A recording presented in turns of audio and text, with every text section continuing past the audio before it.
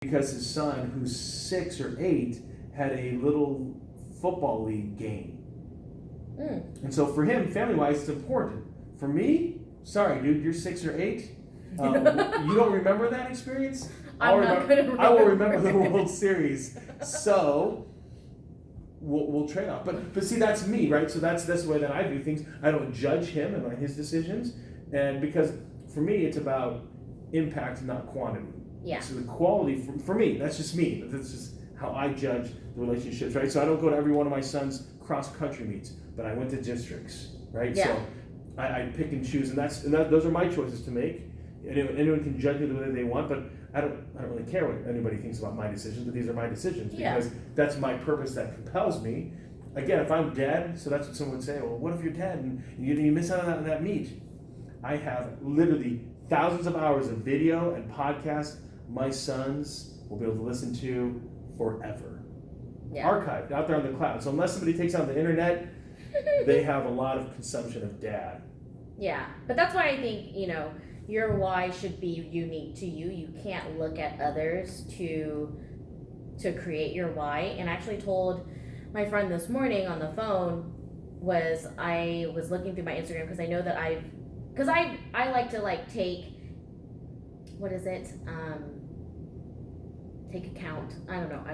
I'm trying to think of the exact word. Like an assessment? Kind of like inventory, I guess. Yeah. I like to do auditing. I like to audit myself.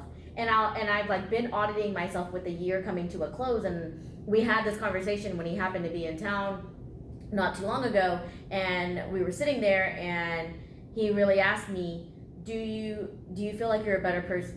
Do you feel like you're better than you were this time last year? And I said no. And then so that started the conversation, and we had our conversation about that. But then so it got brought up this morning.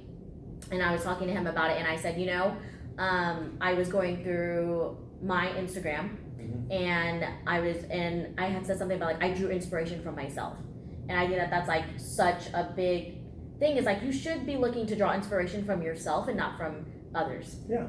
In reality, I think if you are very in tune with your why and your purpose, I can't look at you to figure out what my why is. I can't look at Beyonce to figure out what my why is. I have to look in myself and look back at it how was I last year? What was different last year that's different this year? Is it the whole year that I've been different, or has it just been because of circumstances, with a new job and things like that? And really kind of taking inventory and auditing yourself. And when you do that, that really changes your why, and you'll notice that it changes your why, because I know that even though I sometimes feel that I'm not in a better place than I was last year, in reality I am, because my why is different. My why last year probably was to make a ton of money and travel the world, and now my why is really to impact people and help them unlock their potential and really become the best versions of themselves. And when you do that, sometimes when you're giving to others and you want to help others, sometimes you feel in yourself that you haven't grown a lot. But in reality, if you continue and look in the long haul, you'll see that, there have been changes and positive ones. Yeah. Comparing ourselves to others will literally be the thief of life. It'll rob you of anything that you've accomplished and done, and it's just not a good way to do things, because we have new hires this week, and some of them are like, oh man, you know so much. Well, I'm like, I'm coming on 15 years in the same industry, and I've been in this role that I have right now for a decade, and so don't compare my chapter 15 to your intro, right? You're not even in chapter 1 yet. You've just started, and so at the same time, right? You're single, ready to mingle. I'm married with 4 kids, right? And so for us to compare our lives to each other is so insignificant, right? So Megan might go, oh, I can't believe he's got this wonderful family, all doing these family things, and then I look at you and go, oh, look, she's traveling to this place, that place. But they're completely separate. There's nothing. First, you're female, I'm male, right? I'm 40, you're still in your 20s, right? So we live completely different lives. So there isn't any value in comparing our lives, because it's like comparing an apple to a shawarma. It just they don't even compute. They're not even the same I fruit. thought you were gonna say right? orange, but that's just Yeah, even but better. you That know it's what I mean? completely because because it is. They're there's completely nothing. two different things. Yeah, there's like nothing close to like the only similarities that we have is that we at one point in life we crossed paths here for a year. Yep. And that's you have black hair, I have black hair, right? That's about it, right? Yeah. Oh, we both have Monet. Yeah. We both have anti-aging hair care. That's right. So that's what's really interesting is that it's okay to you got to do you. Yeah. And I find that the reason why you can find inspiration from yourself is when you're truly in tune with that's who I'm competing against. Mm-hmm. It's Megan of 2018. It's Megan, and then it's who Megan of 2025 has all the answers that I need. Yep. So how do I become her? Mm-hmm. And what is going to compel me to be that person?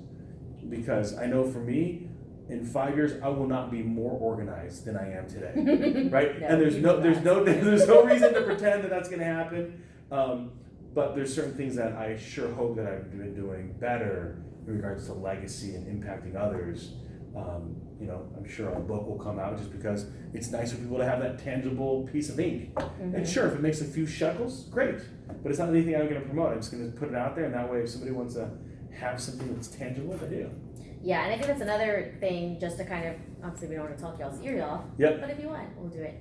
I think that's another thing is that, I'm not saying that this should be a rule, but I feel like typically your why shouldn't be attached to money because it'll run out just as quickly as your money will. Yes. And it's not enough to drive you. Like, what happens once you get that $100,000 or that $1 million? What's next? Yeah. It's only as good as, the dollar amount.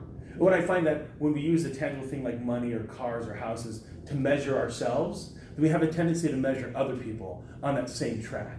And there's very little value to that. Oh, yeah. Because the moment that you and I drive